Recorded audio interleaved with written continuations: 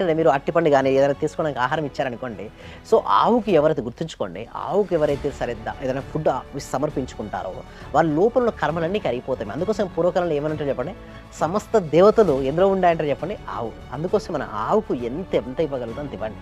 మీరు ఆవు గనక ఏదైనా ఇచ్చి పని చేపట్టండి, ఆ పనిలో 100% సక్సెస్ వస్తది మేడం. ఎందుకంటే బ్లెస్సింగ్స్ ఉంటాయి. ఆవు యొక్క బ్లెస్సింగ్స్ మీ పైన ఉన్నాయా, మీరు సాధిస్తారు. సో, అందుకోసమే మనకు తెలుసో తెలియక ఏమవుద్దంటే మేడం, మానవ జన్మ తీసుకున్న తర్వాత తెలుసో తెలియకో మన మాటల ద్వారా కావచ్చు, మన ఆలోచన ద్వారా కావచ్చు, మన చేతుల ద్వారా కావచ్చు, ఎదుటి వ్యక్తిని గనక బాధ పెట్టించగలిగితే కావాలని చేయం. ఆటోమేటిక్‌గా జరిగిపోతుంది అప్పుడు కొన్నిసార్లు. సో, నేను నమ్మేది ఏందంటే మేడం, కర్మ సిద్ధాంతం అంటే మనం ఏది ఇస్తే మళ్ళీ తిరిగి అదే వస్తది. సో, దీని నుంచి మనం బయటపడాలంటే ఆవు అనేది చాలా బెస్ట్. సో, మీకు ఆవు సంకేతం, ఆవు ఆటోమేటిక్‌గా ఆవు పిక్చర్స్ కనపడడం కావచ్చు, లేకుంటే ఆవు డైరెక్ట్‌గా కనిపించడం కావచ్చు. ఇలాంటి నేచర్‌కి సంబంధించి ప్రకృతి మేడం. అంటే ప్రకృతి సపోర్ట్ చేస్తున్నట్టుగా అనిపిస్తుంటుంది. సో, మీకు అంతా కూడా పంచభూతాలు అంటారు కదా! భూమి, నీరు, అగ్ని, వాయువు, ఆకాశం మీకు సపోర్ట్ చేస్తున్నట్టుగా మీకు అనిపిస్తూ ఉంటుంది. ఎవరో చెప్పాల్సిన అవసరం లేదు మేడం.